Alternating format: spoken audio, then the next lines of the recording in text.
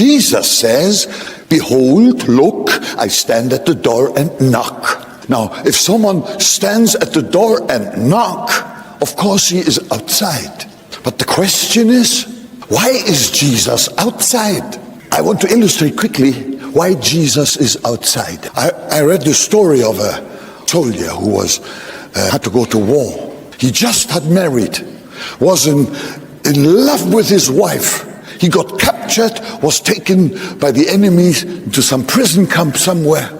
And for years, he was a prisoner of war. And every day his mind was on his dear wife. Margaret was her name. What is she doing today? Is she still alive today? What has happened? I haven't heard a word. I have heard nothing from her. She has heard nothing from me. What if? After a few years, he was sent back home.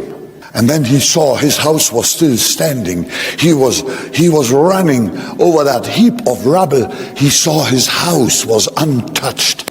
And Margaret must be there. He stood and pushed the button of the bell. And then he heard steps. Steps he had dreamt about already for years. And when the door opened, there she was, more beautiful than ever. He opened his arms and he shouted, "Darling, I am back!" Margaret quickly slammed the door and locked it from the inside. Why? Because there was another man inside. Now Jesus says, I stand at the door and knock. I wonder why. And I suddenly knew why. We've got the wrong partner inside.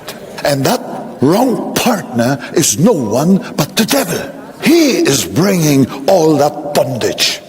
He is bringing all that depression. But I've got good news. I hear a knocking. Somebody is knocking. Jesus stopped at your door. And he's knocking right now, wanting to come in. What must we do? Jesus says, if anybody hears my voice and opens the door, I will come into him. The first thing Jesus will do the moment you give him permission to enter, he's going to go through the whole house looking for someone. And he finds him hiding under a bed and he pulls him out. And this is what Jesus will do with the devil. The right foot of the fellowship. Out! No notice. Out!